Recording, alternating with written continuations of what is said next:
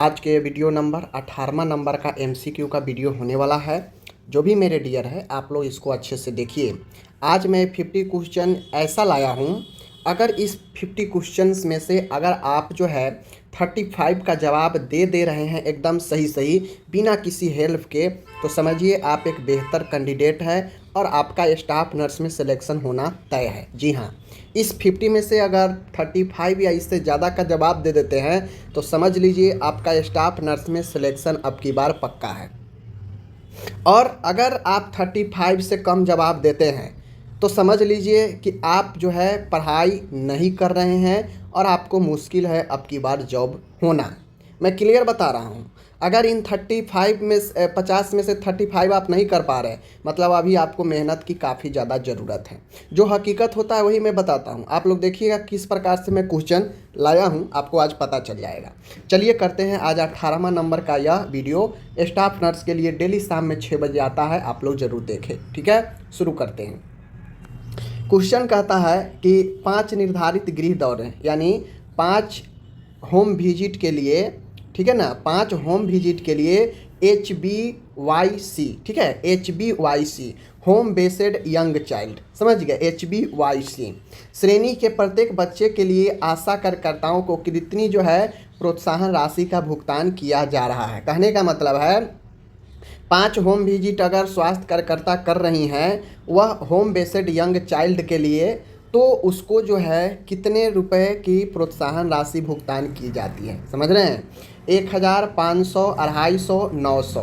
तो इसका right answer क्या होगा आप लोग कमेंट करके बताइए। चलिए मैं इसका राइट आंसर बताता हूँ, ऑप्शन नंबर सी। प्रत्येक 5 होम विजिट्स के लिए स्वास्थ्य कार्यकर्ता जो होती है आशा कार्यकर्ता, इनको 250 रुपये दी जाती हैं, ठीक है ना। आगे मैं बढ़ता हूँ। नवजात पुनर्जीवन में यानी नियोनेट्स जो पुनर्जीवन है, रिससिटेशन जो होता है पुनर्जीवन, उसमें लैरिंजियल मास्क एयरवे, ठीक है ना, जो लैरिंजल होता है, लैरिंजल मास्क एयरवे के उपयोग को सिफारिश तब की जाती है जब, यानी एक नवजात बच्चे के पुनर्जीवन में लैरिंजल मास्क एयरवे का उपयोग का सिफारिश रिकमेंडेड कब करते हैं, जब श्वास नली इंटूबेट के प्रयास असफल हो जाते हैं या संभव नहीं होते हैं, नवजात का गर्भकाल 34 सप्ताह से कम हो जाते हैं, नवजात पूर्ण अवधि का है और उसका वजन 2000 ग्राम से अधिक है, फेस मास वेंटिलेशन सफल होता है। तो कहता है किसी भी बच्चे को हम लेरिंजल मास्क एयरवे का उपयोग तभी सिफारिश करते हैं जब उसका इंटूबेशन, श्वास नली का जो इंटूबेशन होता है वो प्रयास असफल हो जाता है, तब हम उससे बोलते हैं कि लेरिंजल मास्क एयरवे का उपयोग कर लीजिए। क्यों? क्योंकि श्वास नली का इंटूबेशन अगर प्रयास असफल हो जाएगा तो उसको हम मास्क का रिकमेंडेड ही करेंगे। तो ये जो है आपका राइट आंसर ऑप्शन ए सही है। आगे है यहाँ पे कपड़ों की स्वच्छता के बारे में निम्नलिखित में से कौन सा जो है सत्य है, यानी कपड़ों की हाइजीन के लिए क्या सत्य है इसमें से। शरीर की जू और लीख को नष्ट करने में मदद करने के लिए धुले हुए कपड़े को इस्त्री किया जाना चाहिए। ये बातें तो सही है कि हम इस्त्री करेंगे तो कपड़ा जो है, कपड़ा पर अगर कोई भी सूक्ष्म जीव होगा तो आयरन करने से वो और नष्ट हो जाएगा। तो ये बातें तो सही है स्वच्छता के लिए। आंतरिक बियर अंडर बियर के लिए बदलने की आवृत्ति सप्ताह में 3 बार करने की सलाह दी जाती है। ये तो गलत हो गया भाई मेरे। बाहरी कपड़ों के लिए कपड़े बदलने की आवृत्ति प्रति सप्ताह बाहर बार जो है रखने, प्रति सप्ताह 12 बार यानी 12 टाइम्स, ठीक है। तो क्या इसका सलाह दी जाती है? तो माय डियर आपको मैं बता दूं यहाँ पे इसका राइट आंसर क्या होगा। देखिए कथन वाला है केवल 1 और 3, 1 2 3, केवल 2, केवल जो है 1 और 2, ठीक है। तो क्वेश्चन इस टाइप से क्वेश्चन आपसे जब भी पूछेगा ना तो आपको जो है ध्यान से पढ़ के जवाब देना होगा, और जब तक कॉन्सेप्ट क्लियर नहीं होगा ऐसे प्रश्न का जवाब आप नहीं दे पाएंगे, ठीक है ना। तो आप खुद बताइए, 3 ऑप्शन है कपड़ों की स्वच्छता के लिए, इन तीनों में क्या जो है ज़रूरी है, आप लोग इनमें से चुनिए और आंसर दीजिए, ठीक है। राइट आंसर ऑप्शन नंबर जो है ए होगा आपका, केवल जो है 1 एवं 3। राइट आंसर जो है आपका 1 और 3, इसमें राइट कौन सा होगा माय डियर? राइट इसमें आपका ऑप्शन 1 होगा और राइट ऑप्शन नंबर 3 होगा, ठीक है। इन चीज़ों को ध्यान में रखना चाहिए, ओके। चलिए आगे बढ़ते हैं। आगे है चौथा क्वेश्चन है, निम्नलिखित में से कौन सा घर आधारित प्रसव उत्तर देखभाल के लिए अनुशंसित अभ्यास नहीं है। कहने का मतलब है कि इन चारों में से घर पर यानी प्रसव उत्तर यानी प्रसव के बाद जो देखभाल होता है, तो प्रसव के बाद देखभाल अगर हम घर पर जो है उसे रिकमेंडेड करते हैं, तो कौन सा इनमें से एक हम रिकमेंडेड नहीं करेंगे कि वो चीज़ घर पर करे प्रसव के बाद के देखभाल में। मौखिक पोलियो वैक्सीन का घरेलू प्रशासन, यानी क्या घर पर हम बच्चे को मौखिक ओरल पोलियो वैक्सीन हम दे सकते हैं, नवजात पीलिया का आकलन कर सकते हैं, दैनिक प्रीनियल स्वच्छता कर सकते हैं, नियमित एपिजियोटॉमी का निरीक्षण कर सकते हैं। तो देखिए, बच्चे के जन्म के बाद प्रसव के बाद जो है हम नवजात का पीलिया का भी आकलन कर सकते हैं। कैसे कर सकते हैं? चेहरा उसका जो है पीलापन पड़ने लगेगा, नाखून पीलापन होने लगेगा, ठीक है ना, शरीर वजन जो है उसका जो है कमने लगेगा। तो इस प्रकार से इसका हम आकलन कर सकते हैं। दैनिक पेरिनियल हाइजीन, यानी डेली जो पेरिनियल है उसका हाइजीन का भी हम मेंटेन रख सकते हैं घर पे, सही है। नियमित एपिजियोटॉमी का निरीक्षण, अब जो एपिजियोटॉमी जो नीचे चीरा लगा रहता है उसका भी हम जो है एग्जाम कर सकते हैं कि क्या उसमें से ब्लीड आ रहा है या क्या कुछ उसका जो है हो रहा है, तो उसको भी हम परीक्षण जो है निरीक्षण डेली कर सकते हैं। लेकिन एक पोलियो ये जो पोलियो वैक्सीन है घर पर हम इसको नहीं देते हैं। इसके लिए हेल्थ कार्यकर्ता, स्वास्थ्य कार्यकर्ता आती हैं, पिलाती हैं और चली जाती हैं। ये आप घर पर इसको नहीं कर सकते हैं, तो ये आपका अभ्यास नहीं है, ठीक है ना। आगे बढ़ता हूँ। नेक्स्ट क्वेश्चन है, एकदम थ्योरिकल क्वेश्चन है। शिशु की बढ़ती पोषण और विकास संबंधी आवश्यकताओं को पूरा करने के लिए किस उम्र में आहार में ठोस पदार्थ शामिल करना चाहिए? आप लोग पढ़े होंगे, सब लोग जानते हैं कि कब शुरू करना चाहिए, लेकिन क्वेश्चन देखिए कैसे घुमा दिया है। इसी में बहुत लोग फंस जाएंगे, डायरेक्ट दे देंगे कि पूरा आहार कब शुरू करना चाहिए, तो मार देंगे टिक, लेकिन इसी को घुमा दिया है तो बहुत लोग इसी में जो है अटपटा जाएंगे। तो देखिए, लगभग 6 महीने, लगभग 12, लगभग 15, लगभग 2 महीने। माय डियर, मैं बता दूं कि शिशु जैसे जैसे एज बढ़ता है आगे, तो 6 महीने की उम्र पर जाता है, तो आप लोग जानते हैं कि 6 महीने के उम्र तक एकनिष्ठ एक्सक्लूसिव ब्रेस्ट फीडिंग होना चाहिए, सिर्फ और सिर्फ ब्रेस्ट फीडिंग। 6 महीने के उम्र पर, 6 महीने के आसपास हम इसमें सप्लीमेंट्री पूरक आहार शुरू कर सकते हैं, यानी स्तनपान के साथ में कुछ ऊपरी आहार भी दे सकते हैं। क्यों? क्योंकि पोषण और विकास से संबंधित आवश्यकता बढ़ जाती है। इस समय बच्चा का जो माँ का दूध होता है वो पर्याप्त नहीं हो पाता है डिमांड के हिसाब से, इसलिए पूरक आहार थोड़ा ऊपर से शुरू करना चाहिए, और ये लगभग 6 महीने पर, ठीक है। आगे मैं बढ़ता हूँ यहाँ पे। इम्यूनोग्लोबिन, जिसे एंटीबॉडी भी कहा जाता है, निम्नलिखित में से किसके द्वारा निर्मित होते हैं? बताइए किसके द्वारा निर्मित होते हैं? कहता है कि इम्यूनोग्लोबिन, जिसे एंटीबॉडी भी कहा जाता है, निम्नलिखित में से किसके द्वारा निर्मित होते हैं? आप लोग कमेंट करके बताइए। मस्टूल कोशिका, T lymphocyte, platelet, B lymphocyte. ये तो आसान क्वेश्चन है कि इम्यूनोग्लोबिन, जिसे हम एंटीबॉडी भी कहते हैं, यह किसके द्वारा निर्मित होते हैं? आप बताइए कमेंट करके, ठीक है। चलिए, तो इसका राइट आंसर जो होगा वो अपना बी लिम्फोसाइट यानी बी सेल के द्वारा जो है इम्यूनोग्लोबिन का जो है निर्माण होता है। इन चीज़ों को ध्यान में रखिएगा, ठीक है। आगे है, नेक्स्ट क्वेश्चन है यहाँ पे, सामुदायिक स्वास्थ्य जो टीम होता है, कम्युनिटी हेल्थ टीम में व्यावसायिक चिकित्सक यानी ऑक्यूपेशनल जो थेरेपिस्ट होते हैं, जो चिकित्सक होते हैं, मुख्य रूप से व्यक्तियों को मदद करते हैं। यानी वह व्यक्ति को किस में मदद करते हैं? पुरानी चिकित्सक स्थितियों को इलाज करके, दवाएं लिखकर, प्रशासित करके, दैनिक गतिविधियों को करने की उनकी क्षमता में सुधार करके, केवल व्यावसायिक चोटों से उबार के। तो कहने का मतलब है एक कम्युनिटी हेल्थ टीम में जो ऑक्यूपेशनल थेरेपिस्ट होते हैं, जो व्यावसायिक चिकित्सक होते हैं, इनका काम क्या होता है? व्यक्ति को किस प्रकार से मदद करते हैं? तो यह एक थेरेपिस्ट होते हैं, यह एक ऑक्यूपेशनल थेरेपिस्ट व्यावसायिक चिकित्सक होते हैं। यह न दवा लिख सकते हैं, ठीक है, न ये पुरानी चिकित्सक स्थितियों को उसका इलाज कर सकते हैं। हाँ, ये दैनिक डेली गतिविधि एक्टिविटी में क्षमता में सुधार जरूर करवा सकते हैं, ठीक है। ये बातें सही है, तो ऑप्शन नंबर सी राइट होगा। आगे मैं बढ़ता हूँ। नेक्स्ट क्वेश्चन है, स्वास्थ्य देखभाल प्रबंध में साक्ष्य आधारित अभ्यास यानी ईबीपी महत्वपूर्ण है, क्योंकि यह यानी स्वास्थ्य देखभाल में साक्ष्य आधारित अभ्यास, यानी जो साक्ष्य पर आधारित प्रैक्टिस हो, ठीक है ना। सर्वोत्तम उपलब्ध शोध जानकारी के साथ नैदानिक अनुभव को एकीकृत करता है, पूरी तरह से ऐतिहासिक प्रथाओं पर निर्भर करता है, नैदानिक निर्णय लेने में वर्तमान अनुसंधान के प्रयोग को हतोत्साही करता है, केवल नर्सों पर लागू होता है, डॉक्टरों पर नहीं। तो देखिए, ये जो स्वास्थ्य देखभाल का प्रबंध है, मैनेजमेंट है, साक्ष्य पर आधारित जो है, यह महत्वपूर्ण है, क्योंकि यह क्या करता है, जो साक्ष्य पर आधारित होता है ना, यह डेली जो निर्णय लेने में वर्तमान जो अनुसंधान है इसके उपयोग को जो है प्रोत्साहित करता है, बढ़ाता है, ठीक है ना। तो चीज़ें जो साक्ष्य पर आधारित हो वो रिसर्च में जो है काम में आता है, अनुसंधान में जो है वो आपको मदद करेगा। तो इसलिए ऑप्शन नंबर सी राइट है। आगे बढ़ते हैं। यहाँ पे क्वेश्चन है, हॉट टब रस एक त्वचा संक्रमण है जो बैक्टीरिया के कारण होता है। कहता है हॉट टब रैश एक जो है त्वचा संक्रमण है जो बैक्टीरिया के कारण होता है। वह बैक्टीरिया का नाम क्या है?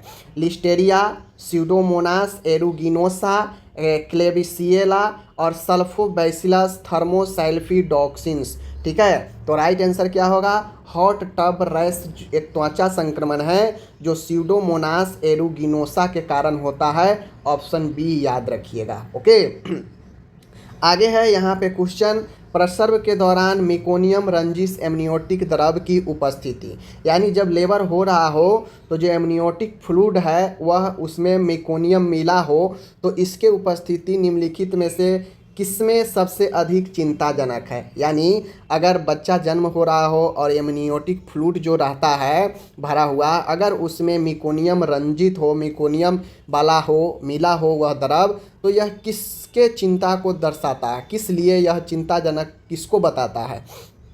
बहुभ्रूण गर्भधारण, अपरिपक्व प्रस्तुति, ब्रीच प्रेजेंटेशन, पोस्ट टर्म गर्भधारण।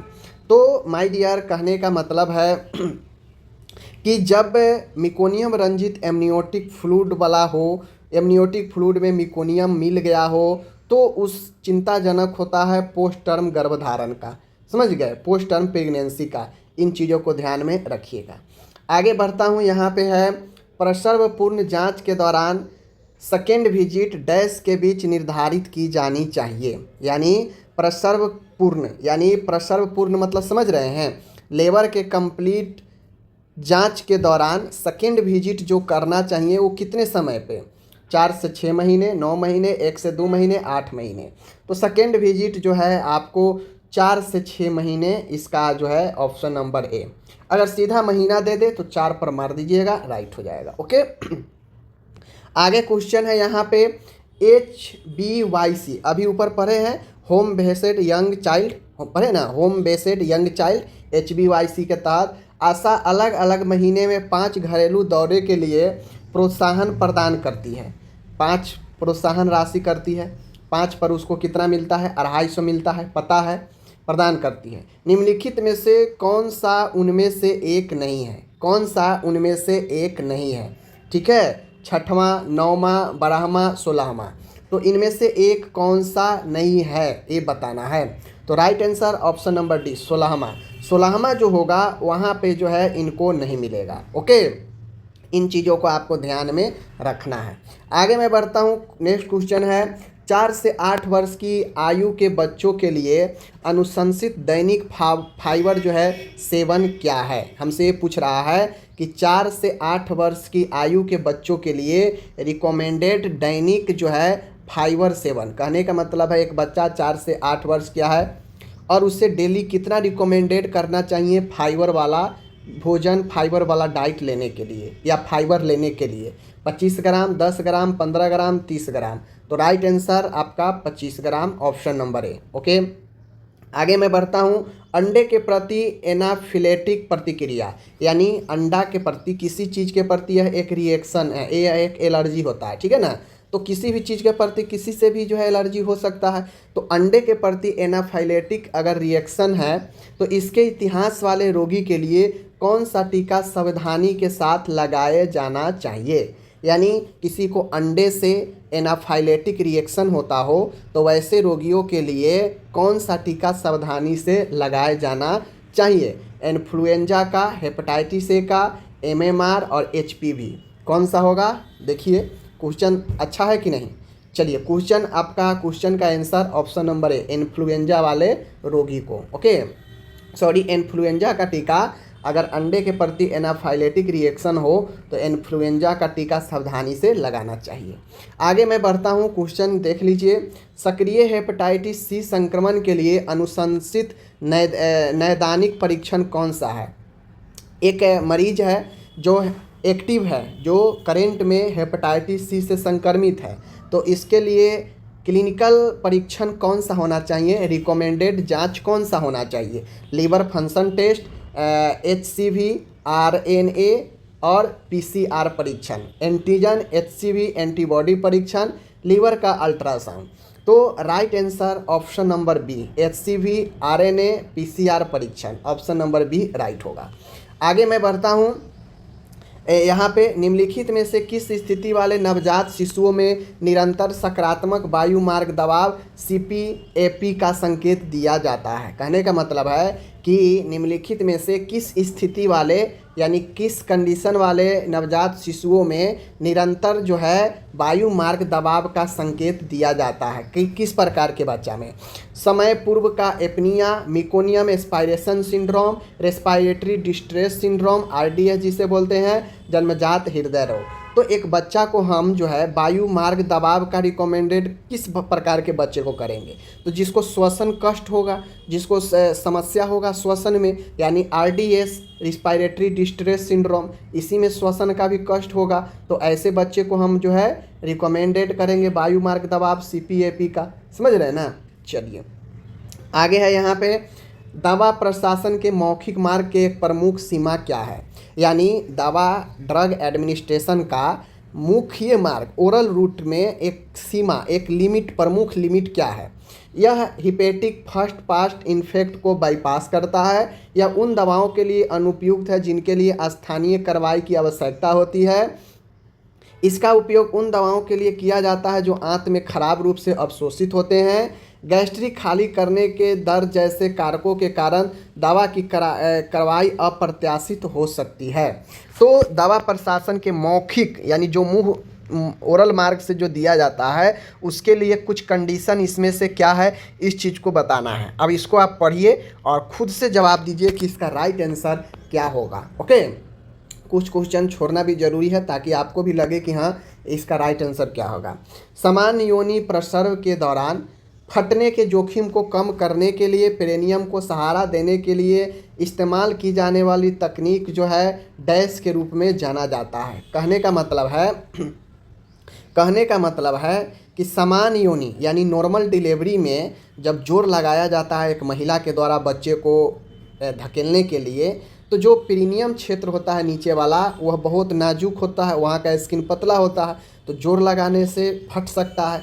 तो उस फटने से बचाने के लिए पेरिनियम को जो सहारा देते हैं वह कौन सा तकनीक के रूप में हम उसे जानते हैं?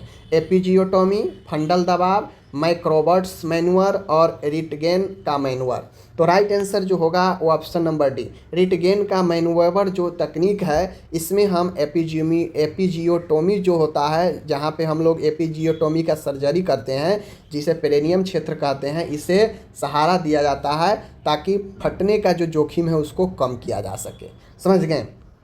आगे है यहाँ पे देख लीजिए, स्वास्थ्य बीमा पोर्टेबिलिटी और जवाबदेही अधिनियम हिप्पा किसके द्वारा रिकॉर्ड कीपिंग को प्रभावित करता है? कहने का मतलब है स्वास्थ्य बीमा पोर्टेबिलिटी और जवाबदेही अधिनियम हिप्पा एक एक्ट है, एक्ट के किसके द्वारा रिकॉर्ड कीपिंग को प्रभावित करता है? यानी हिप्पा किसके द्वारा रिकॉर्ड कीपिंग को प्रभावित करता है? रोगी रिकॉर्ड तक सार्वजनिक पहुंच की अनुमति देकर, रोगी स्वास्थ्य जानकारी की सुरक्षा के लिए मानक निर्धारित करके, केवल हस्तलिखित नोट्स की आवश्यकता, इलेक्ट्रॉनिक रिकॉर्ड खत्म करने की। तो देखिए स्वास्थ्य बीमा पोर्टेबिलिटी और जवाबदेही अधिनियम किसके द्वारा रिकॉर्ड कीपिंग को प्रभावित करता है?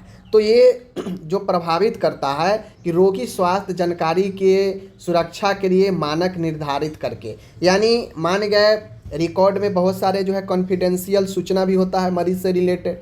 तो अगर आप उस कॉन्फिडेंशियल रिकॉर्ड कीपिंग को आप सही से नहीं रखेंगे तो वो कहीं ना कहीं प्रभावित करेगा। लोगों के साथ आप उसे शेयर कर देंगे तो बहुत सारे उसमें पर्सनल जानकारी जो है शेयर हो जाएगा। तो रिकॉर्ड कीपिंग के सुरक्षा के लिए, रोगी के स्वास्थ्य से संबंधित जानकारी के सुरक्षा के लिए मानक निर्धारित करके ही जो है आप इसे सही कर सकते हैं, वरना ये रिकॉर्ड को प्रभावित करता है। रिकॉर्ड कॉन्फिडेंशियल होता है, इसीलिए आप अस्पताल में जाइएगा तो हर कोई को किसी का रिपोर्ट नहीं दिखाया जाता है। पहले पूरा ब्यौरा डिटेल्स मांगेगा आपसे, तब जाके जो है आपको दिखाएगा। आगे है, निम्नलिखित में से कौन सा सबसे आम सूजन आंत्र रोग IBD, ठीक है, इरिटेबल बाउल जो डिजीज होता है, ठीक है ना, आम सूजन आंत्र रोग है, ठीक है। इन्फ्लामेटरी बाउल डिजीज होता है। इन्फ्लामेटरी बाउल डिजीज जो होता है यह सबसे आम कौन सा है? तो देखिए, इन्फ्लामेटरी बाउल डिजीज दो प्रकार के एक तो ये आपका क्रोन हो गया, एक होता है अल्सरेटिव कोलाइटिस, एक होता है अल्सरेटिव कोलाइटिस और एक होता है क्रोन डिजीज। तो ये दो होगा, विकिरण प्रोक्टाइटिस, इस्कीमिया कोलाइटिस, और तो इसमें राइट आंसर केवल एक होगा, ठीक है, क्योंकि सिर्फ एक ही इसका राइट आंसर होगा। समझ गए? इस्कीमिया कोलाइटिस का मतलब होता है कि आपके कोलोन जो है वहाँ पे ब्लड का प्रवाह कम हो जाना है। समझ गए? Ischaemia colitis. और ये विकिरण प्रोक्टाइटिस जो होता है यह आपके पैरों में होता है, नीचे पैरों की सूजन वगैरह में होता है, यह पेट की समस्या नहीं है। तो क्रोन डिजीज और अल्सराइटिव रहता, ठीक है ना, तो कोलाइटिस रहता तो वो दोनों हो जाता, लेकिन यहाँ पे क्रोन डिजीज ही है तो सिर्फ क्रोन ही होगा। आगे बढ़ता हूँ। 21 है, थर्मोलेवाइल सामग्रियों के लिए कौन सी स्टेरलाइजेशन विधि सबसे उपयुक्त है? देखिए, थर्मोलेवाइल सामग्री के लिए जो है सबसे उपयुक्त स्टेरलाइजेशन जो विधि है कौन सा होगा? आयोनाइजिंग विकिरण, एथिलीन ऑक्साइड स्टेरलाइजेशन, भाप autoclaving and dry heat sterilisation. तो थर्मोलेवाइल सामग्री के लिए सबसे उपयुक्त स्टेरलाइज जो होगा वह भाप होगा, वाष्प जो वाला होता है, ऑप्शन सी राइट होगा।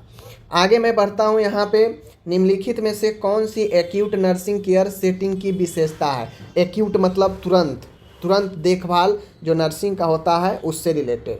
प्राकृतिक वातावरण का परिवार के साथ साझा किया जाना, ग्राहक के मूल्यों के आधार पर पारस्परिक रूप से तय किए गए हस्तक्षेपों के साथ स्वायत्त अभ्यास, बीमारी के साथ विरोधाभास और देखभाल का उद्देश्य बीमारी को खत्म करना, परिवार की सामग्री में देखा गया ग्राहक। देखिए, सबसे पहले ये तो गलत हो जाएगा, ये भी गलत हो जाएगा, ठीक है ना। राइट आंसर जो होगा, ग्राहक के मूल्यों के आधार पर पारस्परिक रूप से तय किए गए हस्तक्षेपों के साथ स्वायत्त अभ्यास, तो ऑप्शन नंबर बी राइट होगा। आगे बढ़ता हूँ। 23 है, प्रसव उत्तर रक्तचाप के प्रबंध के लिए पसंद की दवा कौन सी है? यानी प्रसव के बाद हाइपरटेंशन के प्रबंध के लिए कौन सी दवा ड्रग ऑफ चॉइस में है? एटेनोनॉल, ठीक है, लेवेटालोल एंड मैग्नीशियम सल्फेट और मिथाइल डोपा। तो देख लीजिए, यहाँ पे एटेनोलोल भी हाइपरटेंशन में काम करता है, ठीक है ना, लेवेटालोल भी काम करता है, मिथाइल डोपा भी काम करता है, ठीक है, हाइपरटेंशन में, बट रिकमेंडेड है लेवर के बाद वो लेवेटोलोल है। ऑप्शन बी आपका राइट होगा। समझ गए? और मैग्नीशियम सल्फेट ये तो आपका दौरा के लिए होता है, जो दिया जाता है दौरा पड़ने पर।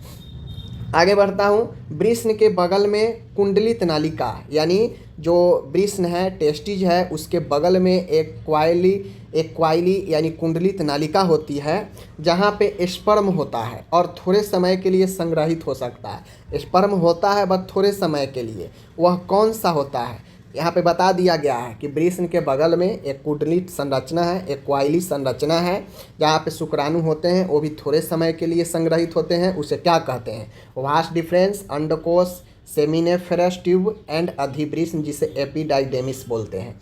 तो आप लोग देखते होइएगा, कुंडलित नालिका जो होता है जहाँ पे थोड़े समय के लिए शुक्राणु होते हैं, उसे एपिडाइडेमिस अधिवृष्ण कहते हैं। ओके, आगे बढ़ता हूँ। 25 क्वेश्चन है, टाइप बी उपकेंद्रों के लिए प्राथमिक विकास लक्ष्य क्या है? हमसे यहाँ पे क्वेश्चन पूछ रहा है कि टाइप बी जो सब सेंटर होता है, देखिए एक होता है टाइप ए और एक होता है टाइप बी।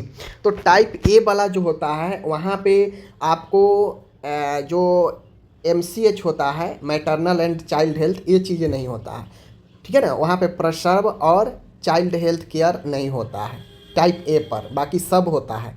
लेकिन टाइप बी में जो होता है, टाइप बी में आपके जो है वह जो है वहाँ पे आपको क्या बोलते हैं उसको, प्रसव का भी पूरा काम होता है और बच्चे के देखभाल, पूर्ण देखभाल का भी काम होता है प्रसव के बाद। तो टाइप बी में वो होता है। टाइप ए में सारा चीज़ें होता है इन दो चीज़ों को छोड़कर। विशेष रूप से बाह्य रोग सेवा प्रदान करना गलत। तृतीयक देखभाल अस्पतालों के रूप में सेवा करना, चिकित्सक अनुसंधान केंद्रों के रूप में काम करना, व्यापक वितरण सुविधाएं प्रदान करना। तो माय डियर, इसका राइट आंसर क्या होगा आपको जो है कमेंट करके बताना है। ओके, आगे यहाँ पे मैं बढ़ता हूँ कि 26 क्वेश्चन यहाँ पे आप सभी देख सकते हो। स्वास्थ्य सेवा देखभाल रिकॉर्ड में ICD-10, ICD मतलब इंटरनेशनल क्लासिफिकेशन ऑफ डिजीज, यह बीमारियों का वर्गीकरण का एक रिकॉर्ड है जिसमें आपको अलग अलग बीमारियों को अलग अलग वर्गीकृत किया गया है ICD-10 में। ओके, यह एक कोडिंग प्रणाली का उपयोग मुख्य रूप से निम्न कार्य करता है। यह क्या करता है? रोगियों के लिए चिकित्सा शब्दावली को सरल बनाने में मदद करता है। रोगियों के लिए, क्या रोगियों के लिए चिकित्सा शब्दावली? गलत। स्वास्थ्य सेवा प्रदाताओं की व्यक्तिगत राय रिकॉर्ड, ये भी गलत हो जाएगा। रोगी रिकॉर्ड में विस्तृत विवरण प्रदान करना, गलत। चिकित्सा प्रक्रियाओं और निदानों का मानकीकृत कोड में अनुवाद करता है। ऑप्शन नंबर डी, यह हेल्थ में ट्रीटमेंट करना, कौन सा बीमारी किस ग्रेड में है, कौन सा बीमारी किस क्लास का है, इसको जो है ये क्या करता है, मानकीकृत कोड में अनुवाद करता है, मतलब बदलता है, ताकि चिकित्सक डॉक्टर होते हैं आसानी से समझ पाते हैं कि अलग अलग बीमारियों का अलग अलग क्लासिफिकेशन बना हुआ है। तो ये चिकित्सा प्रक्रियाओं के लिए अच्छा होता है। ऑप्शन डी राइट होगा। आगे है यहाँ पे, स्वास्थ्य कार्यक्रमों में सामुदायिक भागीदारी महत्वपूर्ण है, क्यों? जो भी हेल्थ प्रोग्राम चलता है उसमें कम्युनिटी की भागीदारी महत्वपूर्ण है। क्यों महत्वपूर्ण है, सोच के बताइए। यह सुनिश्चित करता है कि स्वास्थ्य कार्यक्रम सामुदायिक आवश्यकताओं के प्रति उत्तरदायी है, केवल शहरी क्षेत्रों में ही आवश्यक है। स्वास्थ्य देखभाल पेशेवरों की आवश्यकता को समाप्त करती है। स्वास्थ्य हस्तक्षेपों की प्रासंगिक कम हो जाती है। तो माय डियर, स्वास्थ्य कार्यक्रमों में सामुदायिक भागीदारी महत्वपूर्ण है, क्यों? अगर आपके स्वास्थ्य कार्यक्रम में लोग मौजूद होंगे नहीं, लोग भाग लेंगे ही नहीं, तो स्वास्थ्य कार्यक्रम का कोई मतलब नहीं है। क्योंकि सरकार कोई भी कार्यक्रम इसीलिए चलाती है ताकि लोग इससे ज़्यादा से ज़्यादा फायदा ले सके, लोग ज़्यादा से ज़्यादा भाग ले सके, और भाग ही नहीं लेगा तो उसका कोई महत्व नहीं है। तो लोगों की ही समुदाय की भागीदारी महत्व है, क्योंकि यह सुनिश्चित करता है कि स्वास्थ्य कार्यक्रम सामुदायिक आवश्यकताओं के प्रति उत्तरदायी है। कितना ज़्यादा स्वास्थ्य कार्यक्रम समुदाय के लोगों के लिए आवश्यक है, ये तय करता है। तो ऑप्शन नंबर ए राइट होगा। आगे बढ़ता हूँ, यहाँ पे नेक्स्ट क्वेश्चन है, गर्भ अवस्था के किस सप्ताह तक प्लेसेंटा पूरी तरह से बन जाता है? यानी गर्भ अवस्था के किस समय तक प्लेसेंटा पूरी तरह से बन जाता है लेकिन बढ़ता रहता है? ठीक है, लेकिन बढ़ता रहता है। देखिए, ऐसे तो ये 12 सप्ताह में जो है आपका क्या होता है, बन जाता है, लेकिन धीरे धीरे यह प्लेसेंटा पूरे टर्म तक बढ़ते रहता है। समझ गए? तो लगभग 18 से 20 जो है यहाँ पे राइट होगा। समझ गए? यहाँ तक जो है बढ़ते रहता है। आगे मैं बढ़ता हूँ, यहाँ पे देखिए, स्वास्थ्य संचार के किस दृष्टिकोण में संदेशों को डिजाइन किया जाता है ताकि उन्हें आसानी से अनदेखा या भुलाया ना जा सके, और उनका उपयोग दर्शकों को किसी चीज़ के बारे में याद दिलाने के लिए किया जा सके जो पहले के संदेशों को पुष्टि करता हो। प्रेरक संचार, सूचनात्मक संचार, प्रोमोटिंग संचार, शिक्षा संचार। देखिए, एक व्यक्ति को, यह कम्युनिकेशन का क्वेश्चन है, इसको पढ़िएगा तो अच्छे से समझ में आएगा। इसका राइट आंसर प्रोमोटिंग संचार होगा। प्रोमोटिंग संचार में बेहतर ढंग से लोगों के समस्या को समझने, उसे समझाने के लिए बहुत सारे चीज़ों का इस्तेमाल किया जाता है। उन्नत, जिसे उन्नत संचार बोलते हैं। आगे है, यहाँ पे आप लोग देख सकते हैं, बहुत ही अच्छा क्वेश्चन है। 30 नंबर पर हम लोग आ चुके हैं। यहाँ पे काउंसलिंग को उपचारात्मक या समायोजनात्मक परामर्श भी कहा जाता है, जिसका अर्थ है किसी गलती या अवांछनीय व्यवहार को सुधारना। सही बात है। काउंसलिंग किस लिए किया जाता है? किसी को कोई समस्या हो तो उससे समस्याओं को दूर करना, उसके सामने ऑप्शन रखना, उसको जो है बेहतर रास्ता दिखाना, तो काउंसलिंग में ही होता है। क्राइसिस काउंसलिंग, सुविधाजनक काउंसलिंग, व्यावसायिक एवं प्लेसमेंट काउंसलिंग और विकासात्मक काउंसलिंग। तो सुविधाजनक काउंसलिंग में होता यह है माय डियर, राइट आंसर यही होगा कि किसी के गलती, किसी के समस्या के सामने आप उसे उसके सुविधा के अकॉर्डिंग उसको जो है आप जो है ऑप्शन दें, रास्ता बताएं, ताकि उसे सुविधाजनक फैसिलिटी काउंसलिंग में होता यह है कि उसे अपने हिसाब से चीज़ों को करने में मदद मिल सके। काउंसलिंग में मदद ही करते हैं ना, तो ये सुविधाजनक काउंसलिंग, फैसिलिटेटिव जो है आपके काउंसलिंग राइट है। आगे बढ़ता हूँ। स्टरलाइजेशन के संदर्भ में स्पेरिसाइडेड शब्द निम्न में से किसको मारने के क्षमता को संदर्भित करता है? स्टरलाइजेशन आप लोग जानते हैं, कीट सूक्ष्मजीवों को नष्ट करना, और इसमें स्पोरिसाइडल शब्द किसको मारने को संदर्भित करता है? वायरस और कवक को नष्ट करना, गैर बीजाणु बनाने वाले जीवाणुओं को निष्क्रिय करना, सभी प्रकार के सूक्ष्मजीवों को हटाना, बैक्टीरिया के बीजाणुओं को हटाना। तो आपको पता है स्टरलाइजेशन में स्पोरिसाइडल का मतलब होता है कि जीवाणु के स्पोर सहित जो है नष्ट करना है। तो बैक्टीरिया के बीजाणु जो स्पोर होता है उसको नष्ट करना है। जब तक स्पोर सतह सरफेस पर है तब तक जो है आप उसे बिल्कुल संक्रमित नहीं कर सकते हैं किसी को, ठीक है ना। इसलिए बीजाणु स्पोर सहित नष्ट करना, तभी वह बिल्कुल डिसइंफेक्ट हो सकता है। ओके, चलिए आगे है। यहाँ पे 32 है, देख सकते हैं। क्रूटजेफेल्ड जैकब रोग, क्रूजफेल्ड जैकब रोग जैसी बीमारियों के लिए जाने वाली प्रियन अद्वितीय है, क्योंकि वे निम्न से बने हैं। किससे बने हैं? लिपिड से बने हैं, डीएनए से बने हैं, आरएनए से बने हैं, प्रोटीन से बने हैं। माय डियर, यह एक बहुत खतरनाक रोग होता है। जो होता यह है कि ब्रेन में आपको प्रोटीन के जमा होने से आपको यह ब्रेन में बहुत ज़्यादा घातक समस्या देता है। तो क्रूजफेल्ड जैकब रोग ऐसा बीमारी है जो बीमारियों के लिए किया जाने वाला प्रियन अद्वितीय है, क्योंकि वह किससे बना होता है? तो वह बना होता है प्रोटीन से। यहाँ पे देख लीजिए, right answer option number D protein होगा, ठीक है ना। आगे है, शिशुओं में थ्रस के लिए अनुशंसित प्रबंधन निम्न में से क्या शामिल है? कहने का मतलब है शिशु है, उसमें ओरल थ्रस मुखपाक हो गया है, तो आप उसके प्रबंध में क्या शामिल करेंगे? सिस्टमेटिक फ्लूकोनाजोल, मौखिक nystatin suspension, topical clotrimazole, oral amphotericin B. आपको पता है मौखिक जो निस्टेटिन होता है सस्पेंशन, यह मुंह में जो छाला पड़ जाता है, मुखपाक हो जाता है, उसको सॉफ्ट करने के लिए, चिकनापन लाने के लिए इस्तेमाल किया जाता है, ताकि बच्चे का जो ओरल थ्रस है उससे आराम मिल सके पेन से। तो option number B nystatin. Okay, आगे है, पोषण पर बाल स्वास्थ्य शिक्षा का ध्यान निम्न में से किस पर केंद्रित होना चाहिए? पोषण पर बाल स्वास्थ्य शिक्षा का ध्यान, यानी हम बच्चे को स्वास्थ्य शिक्षा दे रहे हैं, तो पोषण पर किस पर ध्यान केंद्रित होना चाहिए बच्चे के लिए? पहले कुछ महीनों में गाय का दूध पेश करने पर, गलत। फार्मूला दूध के विशेष उपयोग पर, गलत। वृद्धि और विकास के लिए संतुलित आहार के लाभ पर और तरल पदार्थों के सेवन के प्रतिबंध करने पर, गलत।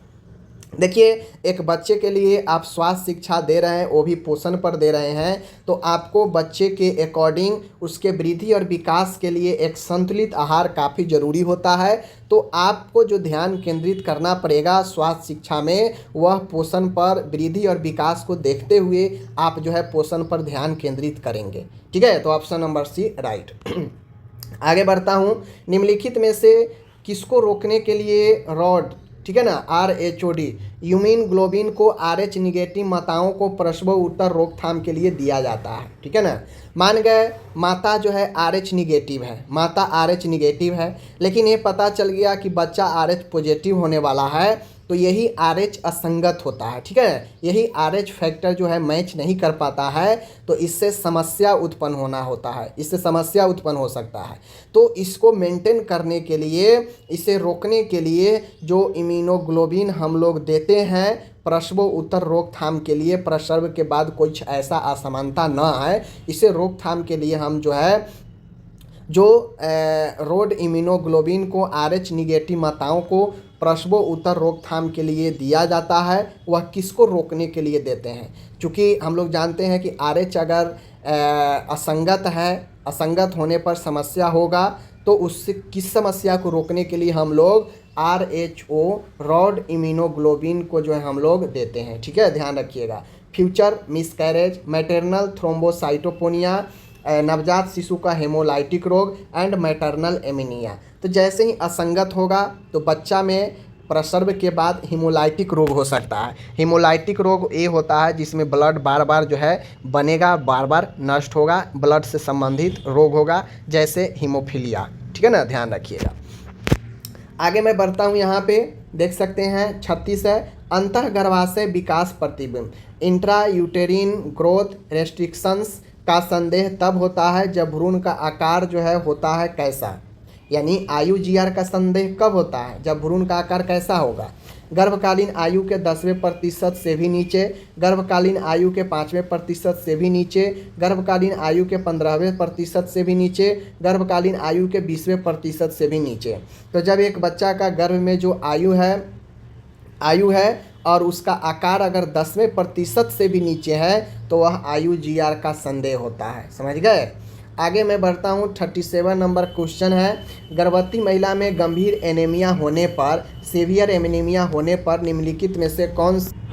तो यहाँ पे आप लोग देख लीजिए कि गर्भवती महिला में गंभीर एनीमिया होने पर आप निम्नलिखित में से कौन सा कार्रवाई करेंगे। महिला को IFA गोलियां की दोहरी खुराक देना शुरू करना, दूसरी तिमाही से ही एल्बेंडाजोल देना शुरू करना, उसे FRU में डिलीवरी के लिए प्रोत्साहन देना, यदि BP इतना से अधिक हो तो निफेडेफिन लेना शुरू करना। तो सबसे पहली बात है ये तो आपका गलत हो जाएगा क्योंकि यहाँ पे एनीमिया के लिए पूछ रहा है, तो ये BP से कोई लेना देना है नहीं। तो इसका राइट आंसर क्या होगा, इसी चीज़ को आपको जो है बताना है। ठीक है, तो इसका राइट आंसर ऑप्शन नंबर 1, 2, 3। ठीक है, ऑप्शन 1, 2, 3, यानी ये भी काम करेंगे, ये भी काम करेंगे और ये भी काम करेंगे, जिससे एक महिला के लिए गंभीर एनीमिया के चीज़ों को हम कार्रवाई कर रोक सकते हैं। ओके, आगे बढ़ता हूँ, यहाँ पे आप लोग आगे देख लीजिए। यहाँ पे 38 नंबर का क्वेश्चन है, निम्नलिखित में से किसका उपयोग एथलीट फुट के उपचार में नहीं किया जाता है।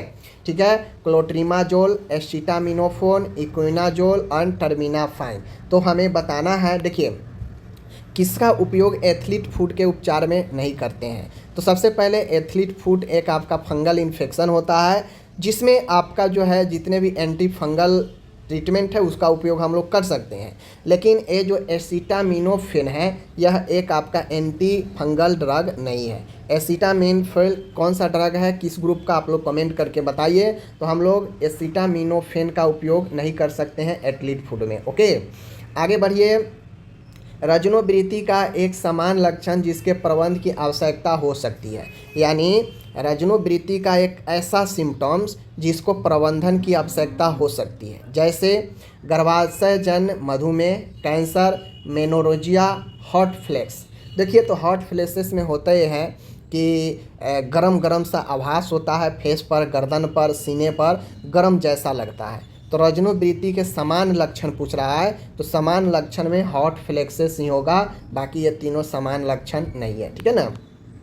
आगे है 40 नंबर, निम्नलिखित में से कौन पोषण शिक्षा के लिए लाभार्थियों के माध्यमिक समूह में शामिल नहीं है। पोषण शिक्षा के लाभार्थी, पोषण शिक्षा के लाभार्थी के लिए माध्यमिक समूह में शामिल कौन नहीं है। सामाजिक कार्यकर्ता शामिल है, स्वास्थ्य कर्मी शामिल है, माध्यमिक विद्यालयों में शिक्षक शामिल है, लेकिन बच्चों के पिता का कोई मतलब नहीं बनता है, इसलिए ऑप्शन सी गलत है। आगे मैं बढ़ता हूँ, 41 क्वेश्चन है, निफ्रोटिक सिंड्रोम की एक प्रमुख विशेषता क्या है। आप जानते हैं निफ्रोटिक सिंड्रोम जो कि एक किडनी डिजीज है, नेफ्रॉन का समस्या है, तो इसमें प्रमुख विशेषता क्या होगा। हाइपरकैलेमिया, क्या पोटेशियम बढ़ जाता है। हाइपरटेंशन, क्या रक्तचाप बढ़ जाता है। हेमेच्यूरिया यानी मूत्र में रक्त आना, और प्रोटीनयूरिया मतलब यूरिन में प्रोटीन आना। तो प्रमुख विशेषता जो नेफ्रोटिक सिंड्रोम का होगा वो ऑप्शन डी, यूरिन में प्रोटीन आना।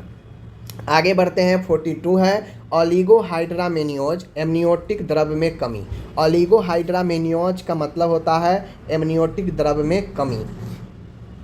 ओलिगोहाइड्रामेनियोज की उपस्थिति निम्न जोखिम के कारण रेफरल के लिए एक महत्वपूर्ण कारक है। कहता है अगर ओलिगोहाइड्रामेनियोज है तो किस जोखिम के कारण मरीज को रेफरल के लिए एक महत्वपूर्ण कारक बनता है। ओलिगोहाइड्रामेनियोज, गर्भास्थजन्य मधुमेह, मातृ उच्च रक्तचाप, भ्रूण वृद्धि प्रतिबंध, अपरिपक्व प्रस्तुति। देखिए हाइड्रामेनियोज ओलिगोहाइड्रामेनियोज है, एमनियोटिक फ्लूइड में कमी है। तो कहीं ना कहीं एमनियोटिक फ्लूइड में कमी भ्रूण के वृद्धि को कम कर सकता है। IUGR जिसे बोलते हैं ना, IUGR ठीक है ना, इंट्रायूटेरिन ग्रोथ रेस्ट्रिक्शंस, यानी गर्भ के अंदर बच्चे भ्रूण का जो है वृद्धि का प्रतिबंध, तो ही जो है C, और ये ओलिगो के कारण हो सकता है। आगे है 43, बालों की खराब स्वच्छता निम्नलिखित में से किसका कारण बन सकता है। ध्यान रखिएगा यहाँ पे, ठीक है ना। बालों की खराब स्वच्छता निम्नलिखित में से किसका कारण बन सकता है। तो देखिए, पेडिकुलोसस ह्यूमिनस कैपिटस, यह एक वैज्ञानिक नाम है जो आपके बाल में जू वगैरह होता है उसका। टीनिया कैपिटस, यह जो आपके स्किन है, जो स्काल्प है, उसमें आपका जो है क्या बोलते हैं उसको, इन्फेक्शन वगैरह हो जाता है, उसी को बोलते हैं टीनिया कैपिटस। तो राइट आंसर 2 और 3 होगा। और पहला पोडोकोनियोसिस जो है ये आपका गलत है, ये पैर से रिलेटेड है। तो 2 और 3 आपका राइट होगा, ऑप्शन नंबर A, ठीक है। आगे बढ़ता हूँ। 44 है, प्रसवोत्तर थायरोडाइटिस की घटना सबसे अधिक पाई जाती है कब। यानी प्रसव के बाद थायराइड की जो घटना है सबसे अधिक पाई जाती है कब। प्रसव के 1 से 4 महीने बाद, प्रसव के पहले जो है महीने के भीतर, प्रसव के 6 महीने बाद, प्रसव के तुरंत बाद, ठीक है ना। तो देखिए, प्रसव के लगभग 6 महीने के बाद थायरोडाइटिस देखा जा सकता है अधिक संभावना में, ठीक है, याद रखिएगा। आगे 45 है, जटिल त्वचा फोड़े वाले बाल रोगियों में पसंद का उपचार निम्न में से क्या है। जटिल त्वचा फोड़े वाले बाल रोगियों यानी बच्चे वाले रोगियों में अगर त्वचा पर फोला नहीं पड़ जाता, जिसमें पानी भर जाता है, तो इसमें पसंद का उपचार, चॉइस ऑफ ट्रीटमेंट क्या है। ओरल एंटाहिस्टामिन, इंसिशन और drainage, topical steroid, systematic anti fungal therapy. देखिए, सिस्टमेटिक एंटीबायोटिक होता तो राइट होता, लेकिन एंटी फंगल दिया है, गलत, ठीक है ना। दूसरी चीज़ें ट्रीटमेंट ऑफ चॉइस में इंसिशन और ड्रेनेज से जो फोड़े फफोले होते हैं जिसमें पानी भरा होता है उसको ड्रेनेज से निकाल देते हैं, तो ऑप्शन B राइट होगा। 46 है, किस उम्र में एक बच्चे से दोस्ती विकसित करने और दूसरे के प्रति चिंता दिखाने की उम्मीद की जाती है। एक बच्चा 3 साल, 6 साल, 5 साल, 4 साल। तो एक बच्चा जब 4 साल का लगभग होता है तो वह दूसरे के साथ काफ़ी दोस्ती, काफ़ी खेलना पसंद करता है और दूसरे के प्रति काफ़ी चिंता व्यक्त करता है। जैसे एक बच्चा 4 साल का होगा, देखिएगा, खेलेगा उसके साथ बहुत, अपने ग्रुप के बच्चे के साथ, और वो घर वापस आ जाएगा तो कहेगा वो दोस्त मेरा ऐसा है, बहुत अच्छा है, मतलब वो उसके प्रति चिंता जाहिर करने लगता है। तो यह एक आपका जो है वृद्धि विकास का अंग है जो कि 4 सालों की उम्र में होने लगता है। 47 है, स्वास्थ्य सेवा में स्टॉक इंडेंट का प्राथमिक लक्ष्य क्या है। स्वास्थ्य सेवा में कह रहा है कि स्वास्थ्य सेवा में स्टॉक इंडेंट का प्राथमिक लक्ष्य क्या है। दस्तावेज और आवश्यक विशिष्ट आपूर्तियों का अनुरोध करना, अनावश्यक वस्तुओं की खरीदारी का अनुरोध करना, आवश्यक भंडारण स्थान बढ़ाना, आपूर्ति श्रृंखला संचालन की दक्षता कम करना। तो आप लोग जब अस्पताल में काम करिएगा तो वहाँ पे स्टॉक इंडेंट होता है कि आपके पास कौन कौन सा सामान स्टॉक में कितना है, कितना नहीं है, कौन सा कमी हो गया है। तो इसमें दस्तावेज और आवश्यक विशिष्ट आपूर्तियों का अनुरोध करना, आप अनुरोध करके अपने इंडेंट को जो है सही कर सकते हैं, ठीक है। 48 है, निम्नलिखित में से कौन सा भारत में उपयोग किए जाने वाला स्पेसिंग विधियों का उदाहरण नहीं है। स्पेसिंग मतलब होता है कुछ अंतराल के लिए इस्तेमाल करना। तो सेंट क्रोमैन छाया IUCD 380 है, कॉपर IUCD 375, ठीक है। इंजेक्टेबल गर्भ निरोधक MPA अंतरा कार्यक्रम। तो ये सब स्पेसिंग मेथड है, कुछ दिनों, कुछ समय, कुछ वर्षों के लिए आपको अंतराल दे सकता है गर्भ से। लेकिन मिनी लैंप एक परमानेंट सॉल्यूशन है, ठीक है ना। मिनी लैंप एक परमानेंट है, यह स्पेसिंग नहीं है, याद रखिएगा। आगे है 49 है, यहाँ पे स्थानिक क्षेत्रों में शिस्टोसोमियासिस के लिए प्राथमिक निवारक क्या है। पेयजल की व्यवस्था, प्राजीक्वांटेल के साथ मास ड्रग एडमिनिस्ट्रेशन, जोखिम वाली आबादी का टीकाकरण करना, दूषित पानी के संपर्क से बचने में स्वास्थ्य शिक्षा देना। तो देखिए, सोमियासिस एक समस्या है, एक बीमारी है जो दूषित पानी के संपर्क में आने से होता है। तो ऐसे में दूषित पानी के संपर्क में बचने के बारे में स्वास्थ्य शिक्षा देना यह काफ़ी अच्छा है। आगे है 50 क्वेश्चन, गर्भ अवस्था के दौरान गर्भाशय को सहारा देने और उसकी स्थिति बनाए रखने में कौन सा लिगामेंट महत्वपूर्ण भूमिका निभाता है। यानी यूट्रस गर्भ प्रेगनेंसी के दौरान यूट्रस को सहारा देना और उसके अपने स्थिति में बनाए रखने के लिए कौन सा लिगामेंट महत्वपूर्ण होता है। 4 ऑप्शन है, ब्रॉन्ड लिगामेंट, ठीक है, सैक्रोस्पाइनल लिगामेंट और इलियो ओलंबर लिगामेंट और राउंड लिगामेंट। आप लोग बताइए इसका राइट आंसर क्या होगा 50 नंबर का, ठीक है। और जिनको नहीं आएगा आप लोग मेरे इंस्टाग्राम पर पूछ सकते हैं। देखिए थियोरिकल क्वेश्चन ऐसे बेस्ट क्वेश्चन समझने वाला अगर आप पढ़िएगा समय लगेगा। 50 क्वेश्चन मैंने कराया, 50 मिनट के लगभग आपका समय लगा। तो ऐसे क्वेश्चन से दिमाग भी खुलते हैं, सोचना भी आपको पड़ेगा। और ईमानदारी से बताइए कि आप इसमें 35 सही कर पाए हैं, नहीं कर पाए होंगे। मेरा जहाँ तक उम्मीद है कुछ ही एकाध स्टूडेंट ही होंगे जो सही कर पाए होंगे, ठीक है। चलिए बाकी कोशिश ज़रूर करना चाहिए जॉब के लिए। ओके, धन्यवाद।